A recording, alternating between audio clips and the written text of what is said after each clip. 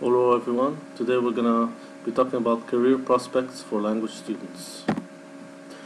What can language students work? You can work in travel agencies, you can work as language teachers, you can work as translators, interpreters, in advertising companies, sales managers, human resources. Human resources is like personnel management, who to hire, where to put workers. Journalists, public relations, and in embassies. Now we're going to talk about maybe the first three, because these are the most things that you're going to be working in, and the other ones, I think they're very obvious. Advertising, human resources. Okay, travel agent. What's good about working as a travel agent? You get opportunities to see new countries, for example, Turkey and Egypt. Luxurious workplace. Many people, tour agents, for example, or animators, they get to stay in very nice hotels. You get to go to the beach. You get to see the sun. You can become very wealthy if you try to make your own business, tour business, like Test Tour, for example. They're very wealthy. You can work as an animator, a tour guide, a tour agent.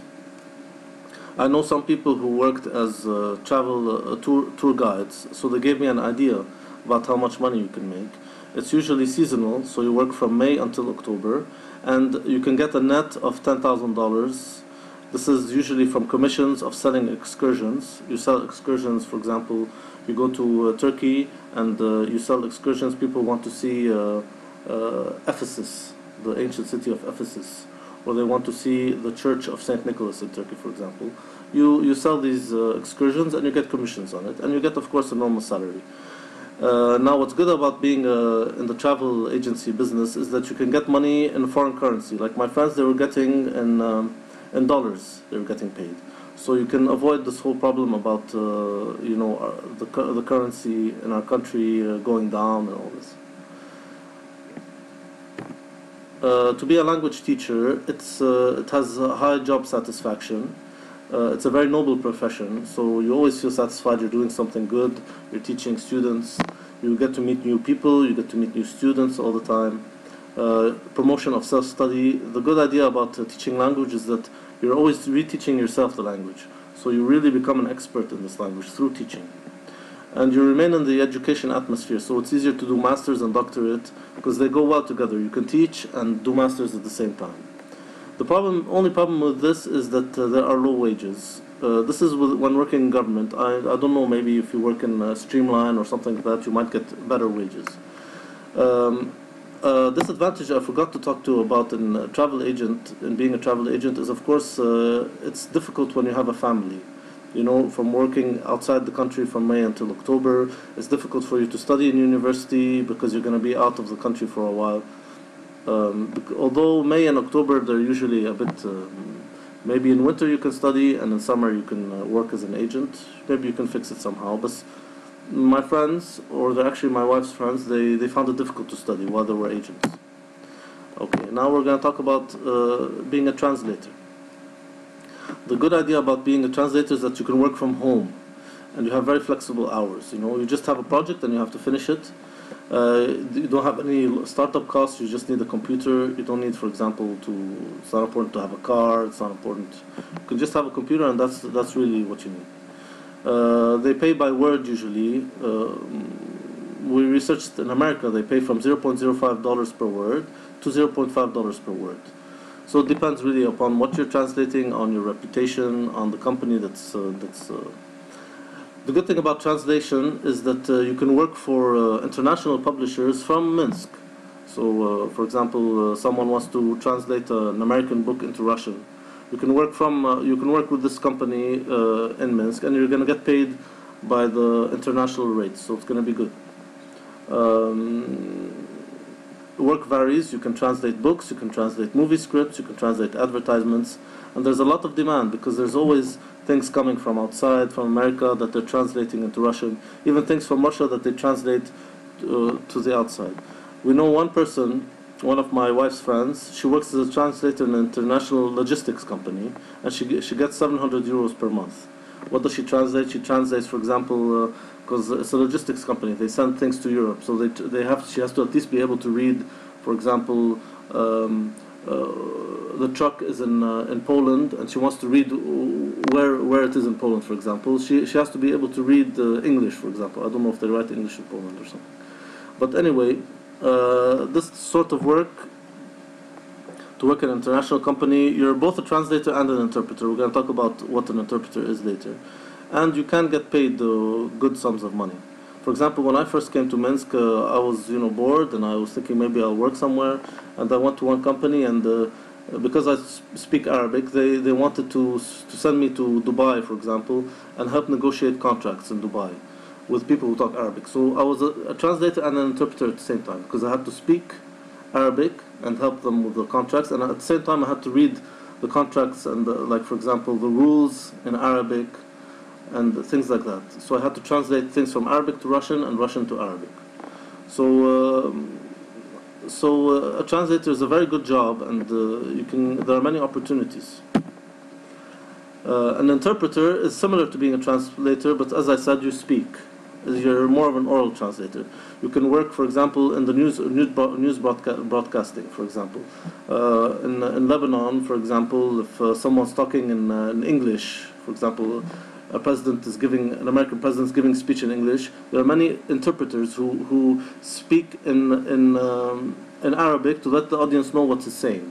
You can also do this in Russia, where, for example, President Obama is giving a speech, and you reinterpret that speech in Russian for people, and you can get paid well. There's a possibility of high wages. There's international demand if you really know how to be spontaneous and fluent and have quick thinking, because interpreter has to have quick thinking. It's not just translating. Like if you translate a document, you can take your time, but to be an interpreter, you have to be able to speak quickly.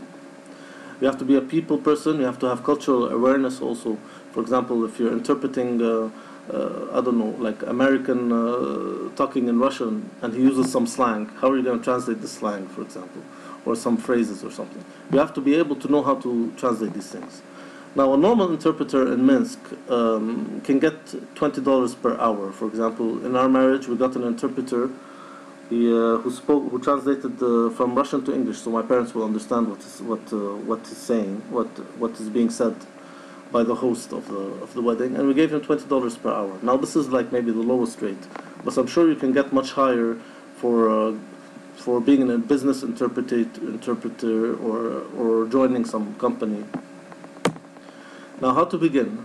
Of course, the best way to start is by starting with anything you get. But a good idea is to go for internships where you get to train. They don't pay you that much, they might not even pay you, but at least you have something to put on your CV. The best thing to do is check onliner.by, toot.by, internet, and internet for job vacancies. You can use your family, friends, contacts. I don't know if they have job fairs in Belarus, but when I was in university in Lebanon, we had job fairs where companies would come, and you can go give your business cards, your CVs to them, and try to find jobs with them. So it's very important to prepare a CV and have a business card, even if you don't have any experience. At least write your name, for example, and your expertise. Translator, for example, interpreter, or something. There's a certain company called Aleph, Global Translation Alliance. You can join it on the internet, and you can. It will help you get clients and like this. And there are many other sites that help you find jobs, where people post what they want, and you can also advertise in international websites. That will also help you find a job.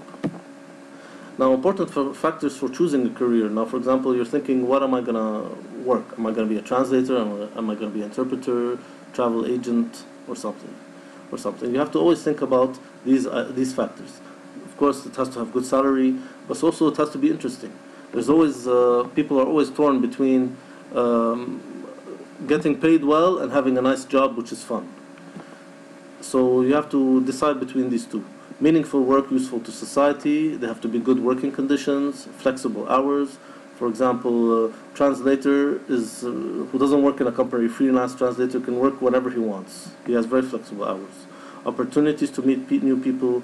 This is with the travel agent, for example, and a teacher. Opportunities to travel with the agents. Holidays, job security, possibility of promotion, personal satisfaction, empowerment. Empowerment means that do your bosses give you, for example, the right to decide on things? Are you very flexible in your decisions, or you just have to follow straight orders? This can not be fun for people who are very independent.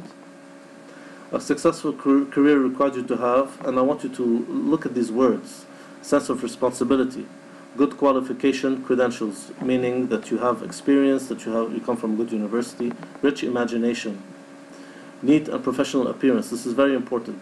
We should by now get used to wearing suits if we can. It really depends what you want to work as.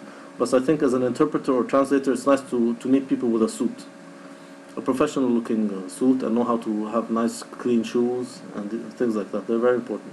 Sense of humor, of course, don't take everything so seriously. Focus on one career. If you want to really succeed in something, you have to focus. Don't jump from being an agent to a translator to interpreter, then teacher, then jump back. Because when you lose focus, it will hurt you in the future. Because it's also when you're beginning, it's not a problem to jump from job to job. Maybe you just want to experiment, see which one you like. But when you really find something you like, it's good to focus on it, and you'll succeed in the long run. It will help you. You have to have commitment, which comes with focus, determination, self-confidence, tolerance of other cultures and other people. Anyways, I think it's my destiny to thank you for your time. Check out these other words: patience, self-control, and enjoy your job. I thank you for your time.